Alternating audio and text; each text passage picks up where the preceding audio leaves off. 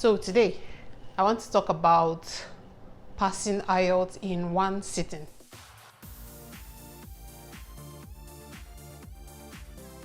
Welcome back, guys. This is Fee again. To my old viewers and old subscribers, I say welcome back. And to the new subscribers and viewers, welcome. And please subscribe to the channel and share with your family members.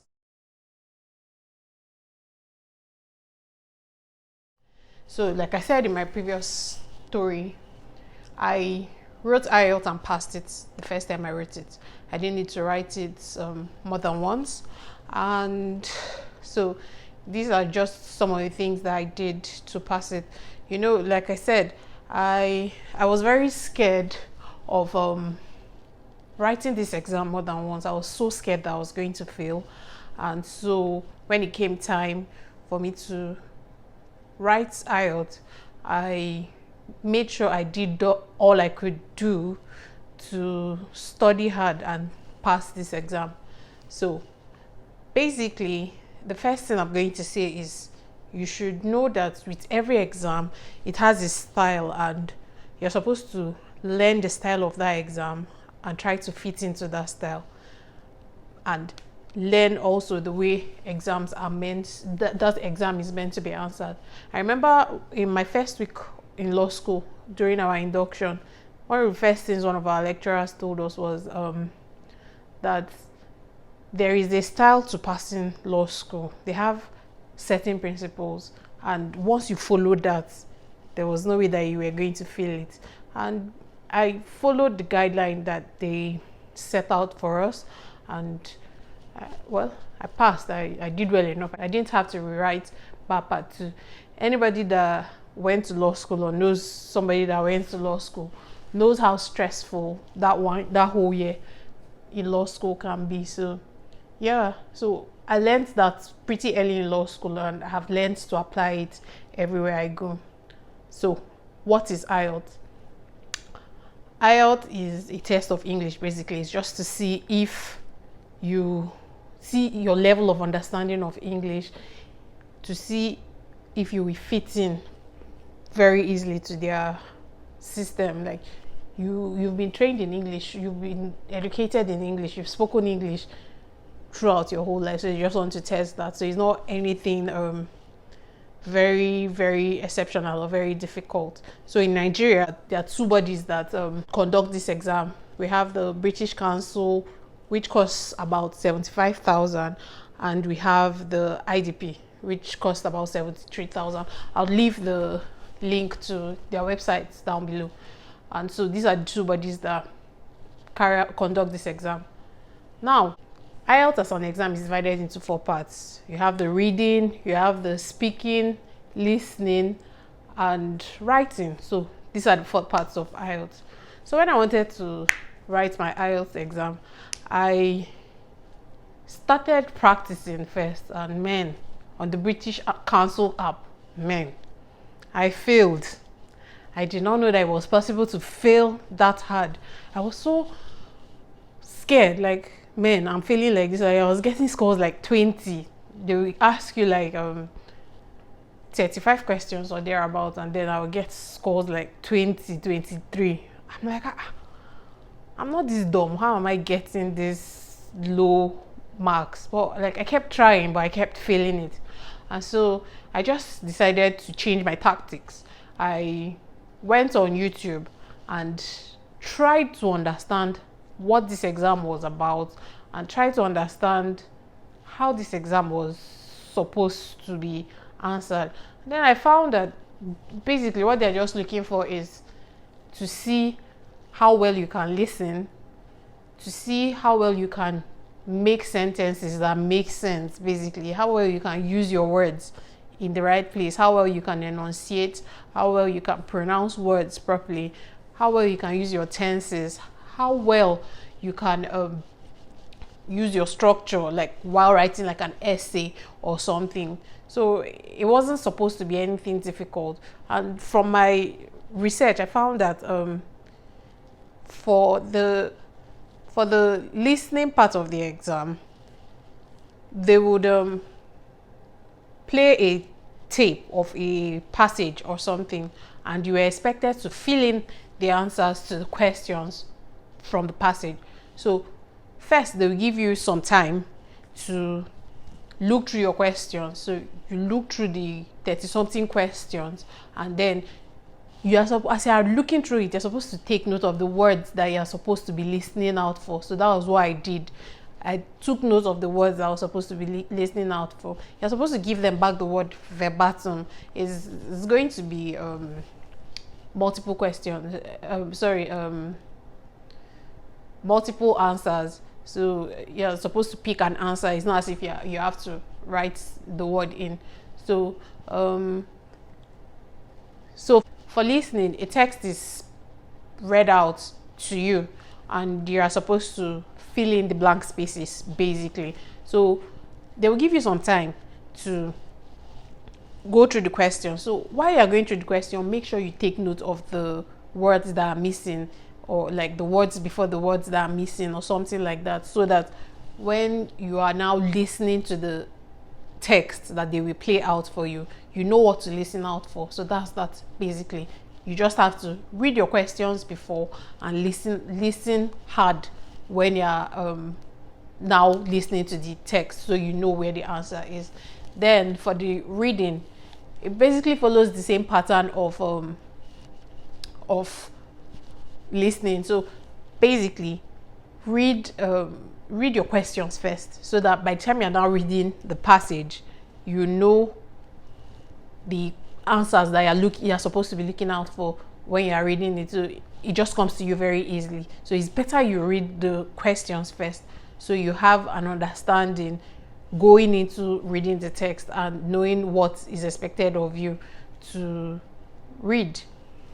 Then for writing, I think there are usually two parts of it. You write a letter and you write an essay. For me, I wrote a letter, I think to my landlord or something, complaining about something, and I wrote a descriptive essay talking about the new house that I moved in. So that was it, basically.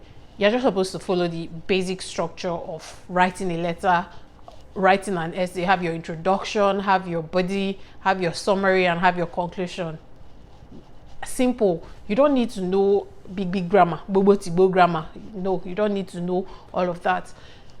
Just know the basics and know the simple things, basically. It doesn't have to be anything dramatic. And then for speaking, this was my favorite part, actually. You are giving like a supervisor or something, an examiner, and you sit with the examiner, and then they just ask you, like, you even know when the exam has started, they will ask you like very basic personal questions. Oh, what's your name? How are you today? Where are you from? Where do you live? Before you know it, you've entered the inside of the conversation. So yeah, you don't have to. I didn't use any big words. Like at some point I even hooked because I was looking for a big word, and then I just told myself, no, don't do that. And so I used simple words, simple English, and I just made sure I enunciated properly. It was a white woman that I was speaking to, so I needed her to understand what I was saying, and I needed her to know that I knew this thing that I'm talking about. That I've been studying English since I was a child, so I didn't need to prove to her that I knew all the big words.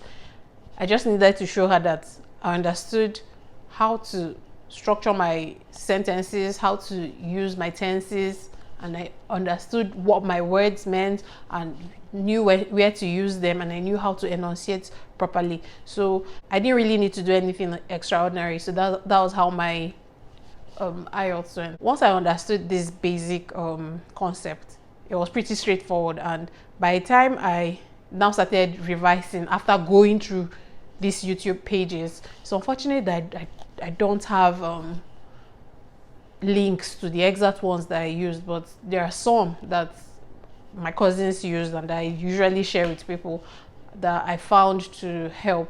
So I'll leave the link below. So once I understood these basic concepts, it was straightforward for me from there. Like I started blasting these questions, so it was as if like I've been writing IELTS since I was a baby. Like I will do 34/35, I will do 33. Like it was just, and then that gave me confidence. By the time I started passing the practice questions, it gave me a lot of confidence, and I went into the hall feeling pretty confident with myself. And so yeah, so once you've done all your research, you've done all your practice questions in the hall, just calm down, just breathe, and believe that, I mean, you went through how many years of university? For those of you that schooled in university in Nigeria, you know that it is not easy to go through university in Nigeria. So yeah, it's not as hard as you think it is. So just give yourself credit and believe in yourself, and know that this exam is small change, is school beans once you calm down and you follow this basic principle. So yeah, I didn't want to do a long video today. I just wanted to give you a basic understanding of IELTS, and I hope that I've been able to demystify the whole scare and the whole myth around IELTS. It's not that hard. It's not as scary as you think it is. You just have to do your research, understand how you're supposed to approach the questions. Oh, and then I forgot one more thing. If you, by any chance, by some luck, happen to fail the exam, you actually can request a remark. Now, I don't really know the process, since I didn't fail and have to request a remark, but I know somebody that did, and you would have to pay a certain sum of money for them to remark your script. But if you pass, they will refund the money to you. If you don't pass, your money is gone, and then you still have the results that you have. So yeah, that's for today on IELTS. I hope I've been able to bring some insightful information your way and help you understand that IELTS is not as scary as you think it is. So once again, thank you for listening to me today, listening to me go on and on about. And please like, comment, subscribe, and share with your family, share with your friends, share with people that you think may need this video. Once again, I would like to remind you that I'm not an expert. I'm just somebody who has gone through this journey, and this is just me sharing how I went through it and how I passed through it. And this is just me also sharing from advice that people gave me that I found to be helpful, from other people's experience, from my own experience, and the experiences of others that I've spoken to about this. So no, I'm not an expert. I didn't get any certification for anything. So everything that we tell you on this channel, big disclaimer, it is just me telling you from my experience and from my research and from what I understood about the process, not necessarily that I'm an expert. Thank you, and see you next time when I would be talking about, I don't know, some other thing about this whole journey.